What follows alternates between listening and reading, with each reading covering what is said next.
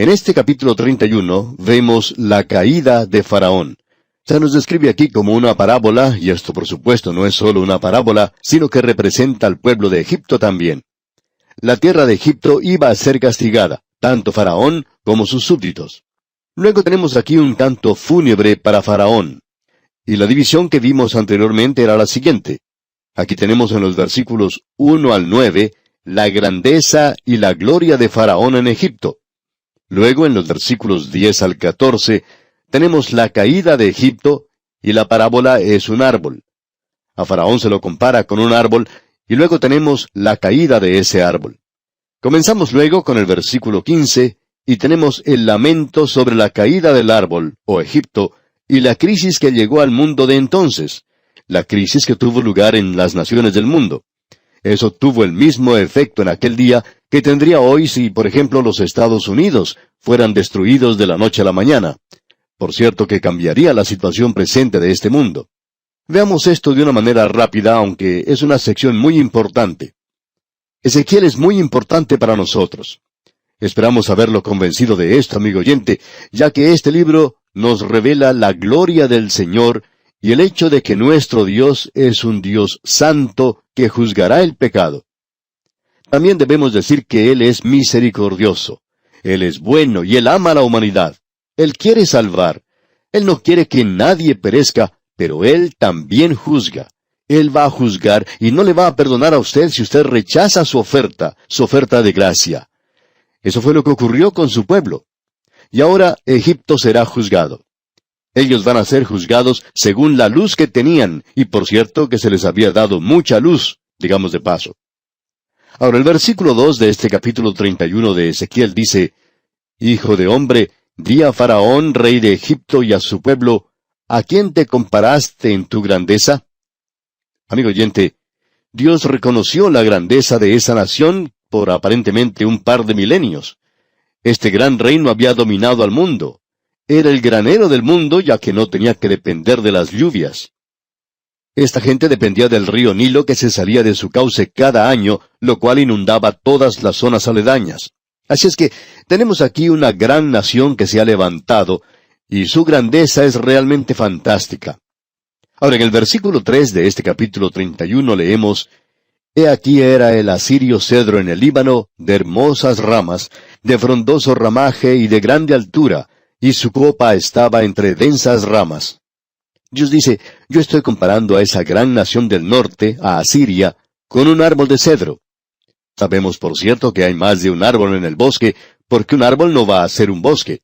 Y este árbol, Asiria, se destacaba sobre todos los demás y dominaba. Pero Dios hizo caer a Asiria. Este mensaje debió ser atendido por Faraón y su gente. Él es un gran árbol. Él ha dominado todo. La gente de Egipto ha sido grande, pero ahora va a ser derribada a lo más profundo. Y como vimos en nuestro programa anterior, llegará a ser un reino muy bajo. Y hablando honradamente, así ha continuado por un período de más de 2000 años. Nunca llegó a ser nuevamente un imperio mundial.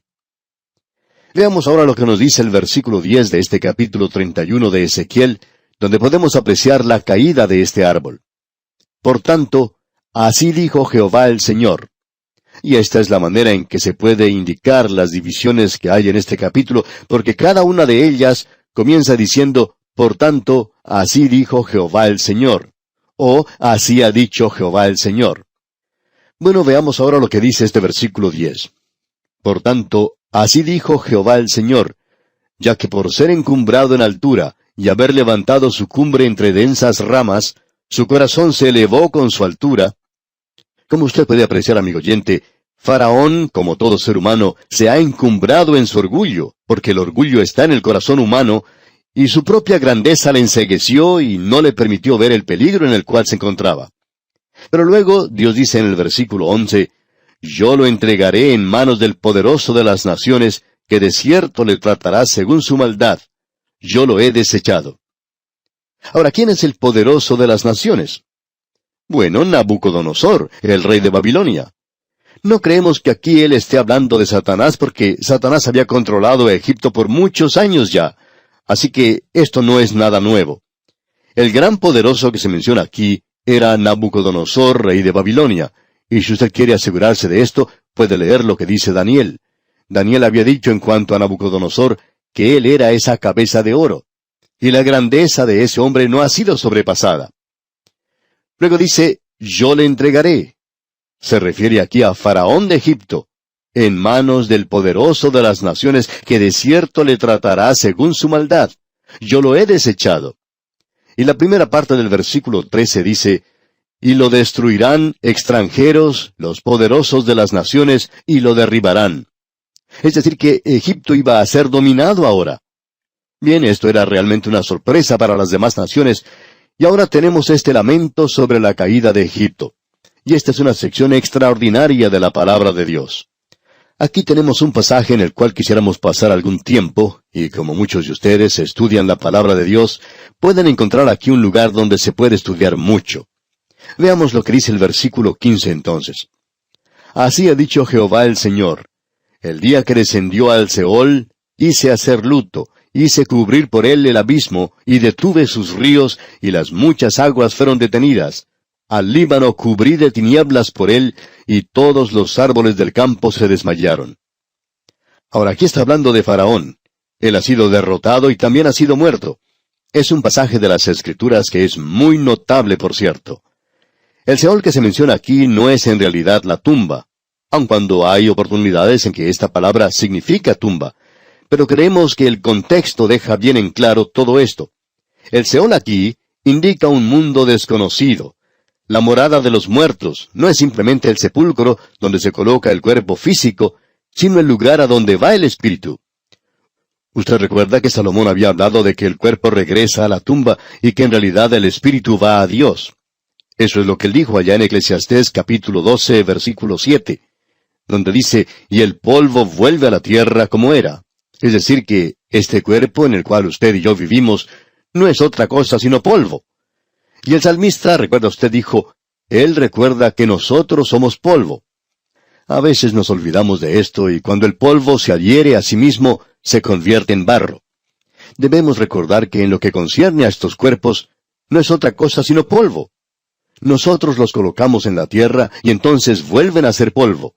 Y esto para el creyente, el Señor mismo hablando de esto dijo que era un dormir.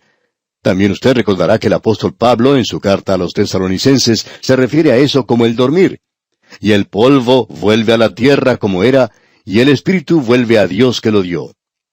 Ahora, ¿a dónde va el espíritu de los perdidos? Al Seol.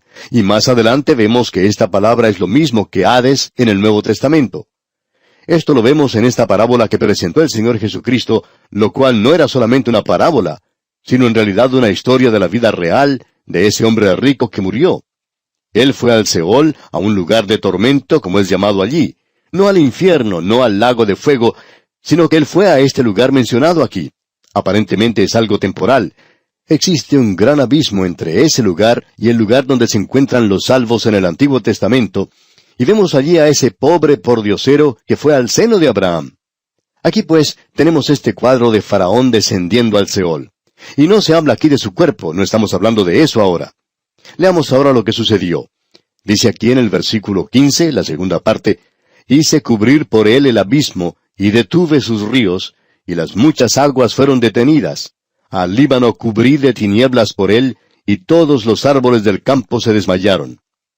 Cuando él murió, todo el mundo lamentó eso, y aquí se menciona la nación del Líbano, que era una gran nación en Fenicia. Ellos hicieron luto, todo el mundo hizo luto cuando cayó Egipto, todos dependían de esa nación. La economía de ellos descansaba en esa nación. Lo mismo podemos decir en cuanto a la cultura, y también que todos estos eran aliados y siempre eran protegidos por Egipto. ¡Qué cuadro el que tenemos aquí, amigo oyente! Luego en el versículo 16 dice, del estruendo de su caída hice temblar a las naciones, cuando las hice descender al Seol con todos los que descienden a la sepultura. Y todos los árboles escogidos del Edén, y los mejores del Líbano, todos los que beben aguas, fueron consolados en lo profundo de la tierra. Ese gran árbol es derribado. ¿A dónde va el faraón? Bueno, él se encuentra en el Seol. ¿Y qué es lo que descubre? El versículo 18 dice, ¿a quién te has comparado así en gloria y en grandeza entre los árboles del Edén? Pues derribado serás con los árboles del Edén en lo profundo de la tierra, entre los incircuncisos yacerás con los muertos a espada. Este es Faraón y todo su pueblo, dice Jehová el Señor. Cuando él descendió al Seol, él descubrió que estos otros gobernantes que habían sido muertos se encontraban también en ese lugar. Él descubrió algo más, que existe una democracia en la muerte. Se habla mucho hoy de la integración, pero no hay ninguna otra cosa que vaya a integrar más a los ricos y los pobres, los negros y los blancos, lo masculino y lo femenino, aquellos que se encuentran en la cumbre social como aquellos que se encuentran en el lugar más bajo, todos serán integrados por medio de la muerte. Todos son llevados al mismo nivel, no solo donde se coloca el cuerpo, sino al espíritu. Creemos que va a ser algo muy sorprendente cuando personas que son ateas lleguen a un lugar como este y encuentren a ciertas personas que no pensaban encontrar allí, ya que los ateos dicen que el hombre es algo natural y que es como los animales cuando mueren. Esta persona va a ser sorprendida cuando llegue a un lugar y encuentre allí a toda esta clase de gente. Va a ser una gran multitud, y es una gran cantidad de gente la que no cree que existe una vida después de esta vida, y tendrá lugar allí un gran juicio de los perdidos. Todos van a estar en el mismo nivel. Allí sí que todos van a tener ese mismo nivel, todos van a estar en la misma base. Todos habrán llegado al mismo lugar. Allí es donde van los espíritus, aquellos que han rechazado hoy al Señor Jesucristo. Ellos no están allí porque son pecadores, sino que están allí porque han rechazado al Señor Jesucristo. Ellos son los que van a ser juzgados. Ninguna otra persona va a ser juzgada. El dar la espalda al Señor Jesucristo es un pecado. Ellos han pecado porque no han creído en mí, dice el Señor. Cuán terrible es el no confiar en Cristo como Salvador. Es mucho lo que se podría decir en cuanto a este pasaje de las Escrituras, esta sección en la cual nos encontramos ahora. Nos presenta ahora un área completamente diferente. Alguien ha llamado a esto el infierno de Dante de la Biblia. Y así es. Los perdidos van a un lugar. El Señor Jesucristo lo llamó el lugar de tormento. Y mientras esta gente espera ese juicio que vendrá, creemos que probablemente pueden decir, tengo que aparecer ante Dios y entonces voy a poder arreglar todas las cosas porque yo fui una persona muy buena. Luego, cuando se presenten delante de aquel que fue crucificado por ellos, van a descubrir cuán pequeñas son sus obras y que éstas no llegan a hacer nada allí, y que ellos tienen una naturaleza pecaminosa, que no tienen ninguna capacidad para Dios, que no tienen ningún interés para Dios. ¿Y a cuál otro lugar puede enviarlos Dios? ¿Piensa usted que Él puede llevarlos al cielo cuando usted, amigo oyente, se encuentra en rebelión contra Él? Este es realmente un pasaje extraordinario de las Escrituras.